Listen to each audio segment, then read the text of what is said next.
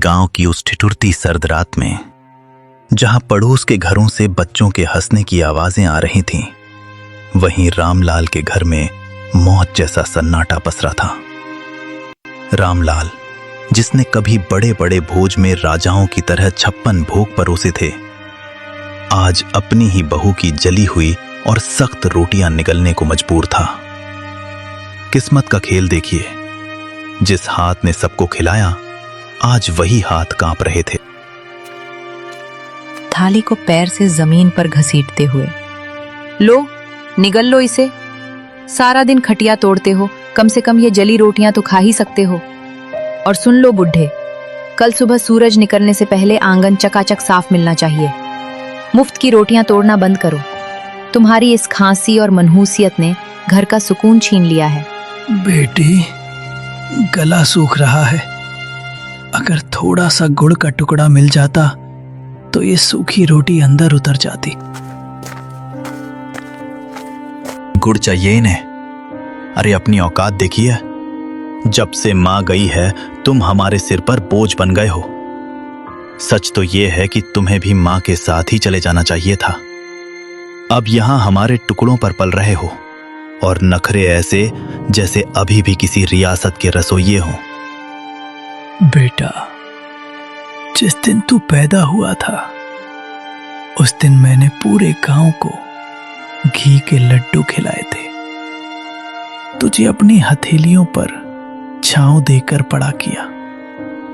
क्या यही दिन देखने के लिए मैंने तुझे काबिल बनाया था? तभी 7 साल का पोता गोलू दौड़ता हुआ आता है और रामलाल के गले लग जाता है। उसकी आंखों में गुस्सा और दुख दोनों हैं। पापा, आप दादाजी को ऐसे क्यों बोल रहे हो?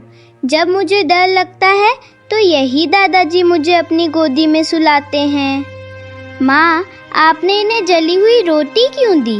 क्या आप मुझे भी बड़े होकर ऐसी ही रोटी दोगी? चुप कर गोलू, तू नहीं जानता, ये बूढ़े लोग सिर्फ परेशानी बढ़ाते हैं। जा अपने कमरे में। नहीं जाऊंगा। पापा, दादाजी बोझ नहीं है, ये तो हमारे घर का आशीर्वाद है।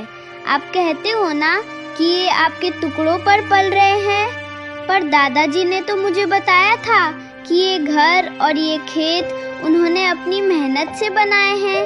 फिर ये आपके टुकड़े कैसे हुए? गोलू, तू छोटा है, बड़ों के बीच मत बोल। रामलाल का दर्द तो फिर भी खुले आसमान के नीचे था, जिसे हवाएं सहला देती थीं। पर नेकी राम की सिसकियां उन 4 दीवारों के पीछे दम तोड़ रही थीं, जिन्हें उसने खुद अपने पसीने से सींचा था। उसका बेटा पवन और बहू शीला ने उसे घर के पीछे एक ऐसे स्टोर रूम में फेंक दिया था, जहां कबाड़ और मकड़ी के जालों के सिवा कुछ न था। उस अंधेरी कोठरी में नेकी राम का वजूद भी उस पुराने सामान जैसा हो गया था, जिसे अब कोई छूना नहीं चाहता। शीला, उफ, कितनी सड़ांध और बदबू आती है इस काल कोठरी से। पवन, कल इस बुढ़े के बर्तन एकदम अलग कर देना। मेरे बच्चों को सख्त हिदायत है कि इनके हाथ का छुआ पानी भी ना पिएं, कहीं कोई बीमारी ना लग जाए। और हाँ, आज इन्हें रात का खाना मत देना, सजा मिलनी चाहिए इन्हें। आज गलती से इन्होंने दीवान खाने के सोफे पर हाथ रख दिया था, सारा सोफा गंदा कर दिया। बेरहमी से कमरे के अंदर झांकते हुए, बिल्कुल सही कह रही हो शीला। पिताजी, आपकी वो पुरानी डायरी और वो टूटा हुआ चश्मा मैंने आज सुबह ही कूड़े के ढेर में फेंक दिया है। अब आपको पढ़ने लिखने की क्या जरूरत? आप बस इस अंधेरे कोने में पड़े रहिए और अपनी मौत का इंतजार कीजिए। हमारी जिंदगी में दखल देना बंद कर दो।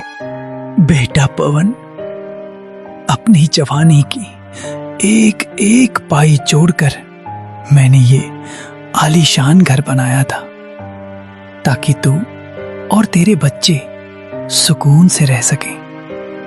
आज उसी घर का एक कोना मुझे नसीब नहीं।